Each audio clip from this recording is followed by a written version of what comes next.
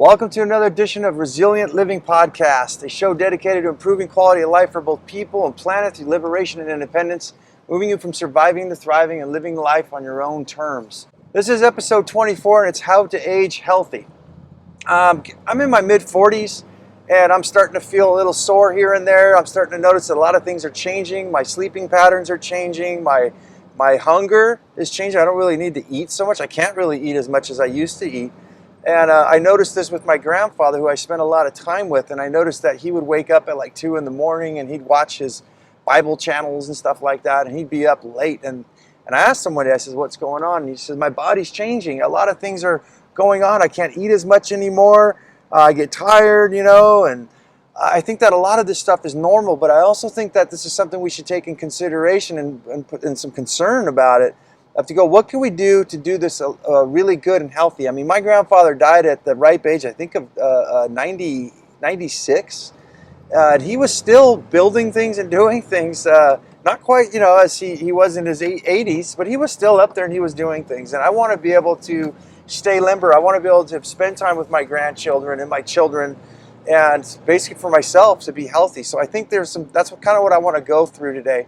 Watch some TED Talks and did some information and utilizing what I already know from observing and talking to a lot of my friends who were used to be senior citizens, and unfortunately a lot of them aren't with us anymore. So that's where I want to come by today and get us all ready for old age. And I think it even starts in your 20s, man, even when you're younger. For those of you watching this on YouTube or anywhere else, I'm going to show you guys my wrists. And if you guys look at this wrist here, the left, what I'm doing is I'm trying to bend both my wrists. One of them is about a 95, and one of them is about a 45-degree angle. My left wrist got jacked up by riding bulls. Yes, I know, it's stupid, but it was fun. But I paid for it. I don't have the flexibility in my left wrist as I do my right wrist. So things that you do now affect you in the future. You got to listen to your mom, or your grandma, your auntie yelling at you, telling you how dumb you are. So yeah, background noise is my F-350 7.3 liter 1996 pickup truck, so excuse the background noise as this show progresses, and if it turns into something, we're definitely going to get ourselves into a studio, but for now, we do these shows in our work commute. Let's get on with it. So the first thing I want to talk about is control what you can and forget about what you can't. And some of the biggest things that's going on for me, and I think for a lot of people, is when you're a parent is your kids. I'm just scared to death of the things that I did when I was younger and watching my children grow up, and I worry myself to death. But you know what? That's killing me slowly, and I need to understand that, look, no matter how much I try to train them, I try to inform them, it's their lives. They're going to do what they want to do. They're going to end up something possibly completely different from me, and the times are different. So I cannot control all that. Being a teacher, I think like this show here, I try to transfer information to people, and it's not my job to form my children. It's not my job to form anybody who would listen to my show or the things I have to say. As a teacher, I've never was a teacher, but as a teacher's job, you're there to inform people as individuals, whether it's adults or children, and show them information to see what they'll do with it. A lot of people perceive things differently, so we can't form anybody. It goes back to Confucius, the knife is sharp. And the story of Confucius, the knife is sharp, is Confucius, being a master, had a student. Student went to go, cut up some potatoes, and Confucius looks at the student and says, hey, that knife is razor sharp. Be very respectful and careful with it. And the student says, yes, I know. And it just so happened one day that the student sliced himself open pretty good and said, oh my goodness, master, that knife is super sharp. And Confucius says, yes, I know. And the student says, no, it is really, really sharp. I'm ad-libbing my part. But the guy didn't know, he understood at that moment through experience that the knife was super, super sharp, and why Confucius was concerned and felt like he needed to inform him about that kind of stuff. But unfortunately, a lot of us don't learn things until we actually experience it. I like this analogy of Confucius, the knife is sharp, because there's a lot of lessons, things I try to inform my kids is that you may put yourself in positions and in things that you can't get out of. You may cut yourself, and I hope that you never cut yourself so bad that you actually lose a limb, or worse yet, lose your life through a lesson that, like I said, you got yourself into something you can't get out of. So the world, I think, the news and all that kind of stuff, we can't control all these things, people. We can live by example. We can inform people around us, family members, friends, start a podcast like I'm doing here, try to help people to understand that our world, that nature is something to be respected. It's something that produces for us, and we need to repair it. We need to allow it to repair itself, rather, and respect it. So my next on notes here is pleasing others as well has been one of my worst things that I've been doing. I think that I've been so preoccupied with making sure everybody else is okay, and I haven't been watching myself. There's a lot of things I need to do, get back into getting cardio and health and not working so much and so hard to take care of myself so I can enjoy the money and the fruits of my labor when I am old, instead of being decrepit and throw a vertebrae out when I'm throwing a frisbee with my grandchildren. I want to be healthy. So things I should take care of, because today, what happens tomorrow is what I do to myself today is going to contribute to what happens to me tomorrow on a large way. Okay, let's move forward on to how to stay limber. We just talked about, being physically fit. I think that the best thing that I can find from my research out there is yoga. And yoga goes into, in Western practices, meaning the United States, a lot of it's about bending and twisting, and I got no problems with that. There's people who have problems where the origination of yoga came from. We ended up, or not we, but Western ended up tweaking it all around. I think that's healthy. It's you look at Sting, the singer, he's able to stick his legs behind his head, and I think the guy's like in his 60s, 70s, and you're able to stay limber. It keeps the blood flowing and your ligaments and your muscles and everything loose, so that when you do throw a frisbee or bend over to pick up some weeds out of your garden or something, you don't throw a disc out, right? So there's a spirituality about it, which I don't like to talk on the show about religion or things like that, but it's a really cool thing as far as opening yourself up in your mind and your body. I think it was a Joe Rogan podcast I was listening to where he said he almost started crying, or he did cry. He got all emotional by doing these moves and these breathing techniques, and it evokes stuff in him. So very powerful, good stuff for the mind and the body. I am definitely going to give it a shot and see how it works for me. The one I am doing for myself and have been doing for years is raw juice. Our stomachs and everything starts to change after a while, and I think that it's important. There's the most healthiest thing I think I could do, most easy, cheap, convenient, quick, healthy thing you could do for your body is raw juices. And just mix a bunch of them, fruits, vegetables. I just throw them all in there, add some lemon and salt to them, and drink this on a regular basis, and it'll do wonders for your body, especially in the future. They heal people from cancer with raw juice. Not just raw juice, but they get them on a major part of their diet, carrot juices and celery and things like that, full of vitamins and minerals and living water, with digestive enzymes and things in it. It doesn't get better than raw juice in my book. The next one is lion's mane mushroom extract. There's a fellow by the name of Paul Stamets. He doesn't know who I am. I'm not sponsored. Nobody knows who I am.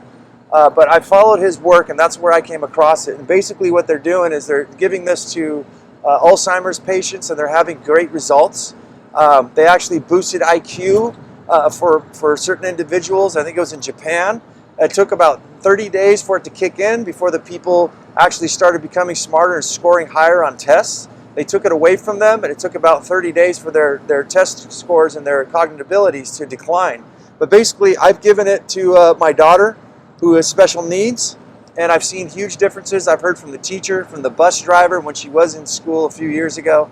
For myself, I took it for 30 days, got off of it for 30 days, and I definitely noticed my mental acuity, my brain, my memory, and everything's working a lot better. So what lion's mane mushrooms is it repairs all the neurological sheaths, the transmitters inside your brain. It actually reconnects your neurological pathways, and basically what it does is like psychedelic, what people are saying on psychedelic mushrooms, how it opens up your mind, and this does a lot of those kind of things, boosts your creativity, your memory, but it doesn't have the hardcore, any psychedelic effects whatsoever. Very healthy for you. People actually, they sell it in grocery stores, Asian grocery stores. You can actually just eat it. So really good stuff. Check it out. Check out Paul Stamets and Google, YouTube about the benefits of lion's mane. You'll be surprised. Very good for us as we start to get older. Repetitive motion awareness. One of the things I found is burial sites, and it got buried by a volcano in Pompeii, and other excavational sites where archaeologists would unearth human remains, and they found in these old days that they could tell who the peasants and the slaves and the rich people were by the bones. You can tell like certain people had like a ground right shoulder. They were right dominant, and they were probably grinding flour or something, or plowing fields, and their bones were all worn down. Repetitive motion. I'm an entrepreneur. I own my own businesses. My main money is roofing construction right now, so I'm always squeezing a hammer and hitting things. I'm closing my fist around saws, nail guns, climbing ladders, everything. My sisters are all massage therapists, and one of the things that they taught me is to do a reverse exercise where I put a rubber band around all my fingers so that it closes my fingers together. I make them in the shape of like a pear, and then I slowly open my fingers and I work in the opposite direction. So what's happening in our younger years throughout our entire lives, doing repetitive things, is we start using the muscles in one direction. They never get used in the opposite. So the muscles, the ligaments, and everything will start to form and actually atrophy because of this. Now, if we start doing reverse exercises, the reverse motion of what we're always doing, this may strengthen things up and help us to stay afloat, stay healthy a lot longer. So repetitiveness in general, I just want to talk about. Repetitiveness in general, one thing I learned from Henry David Thoreau. He was a guy who lived in this complete simple life, minimalist, years ago, I think back in the 1800s. And what he says is he went and got himself into a little campsite, started to camp there on Walden Pond. It was a little lake there. And he'd go over there to go fishing, wash his face and things in the morning, and he noticed that it was all grasses. And what happened is pathways would start to form. And he would take the path of least resistance, or just the path that he'd follow. It would become like a road. And I look at this psychologically, spiritually, emotionally, physically, everything in our lives is as we start to form different patterns in our lives, we stick to them and we never deviate off of them. I think this is good. This just kind of gets you in a comfort zone, but getting out of your comfort every once in a while keeps you sharp. It's good for the earth, for the planet. If we didn't tread on the same ground every time, we would give the earth, in all kinds of aspects, mining oil and, fishing and hunting and foraging and all that. If we just went to the same place all the time, we would basically rape the earth and it would never have time to heal. I believe the same thing in our minds and everything in our souls is that when we get too comfortable, we stop trying and we're not using our creativity. So if we, for instance, start washing our hands with our dominant right hand, you go to your right shoulder to apply the soap, grab the bar of soap with your left hand every once in a while and just change simple little things like that up. Instead of turning right to go to work, turn left and just go an extra block, just to mess things, just to change stuff up, to keep your mind guessing and wondering. And this is what I look at as very powerful that I've learned in the TED Talks from the videos I watched last night. And there's this family, this guy and his sister. His sister is 108 years old, smoked for 80 years of her life. I'm not endorsing that people should smoke cigarettes, but she smoked for 80 years and she's alive. Different things happen to different people's biology, chemistry, and everything in their bodies, but also their minds. Her brother, who was 106 years old, was claiming that if they asked him, well, what would you do? He's 106 years old and he still goes to work. They're worth like $350 million, the company that he started. And he's got his grandson and his son working for him and everything, and he still shows up and he's sharp as a tack and still making hardcore decisions and loves getting up and going to work. And he says if you can find things that you do when you wake up in the morning, you're excited to get up to go do something that inspires you, that's magic for you. That's what keeps you alive and keeps you going. And I think a lot of us people who do repetitive stuff, like a lot of friends that I had who retired, in their as early as their 60s, passed away within a few years. They didn't know what to do with themselves. And it was really, really sad.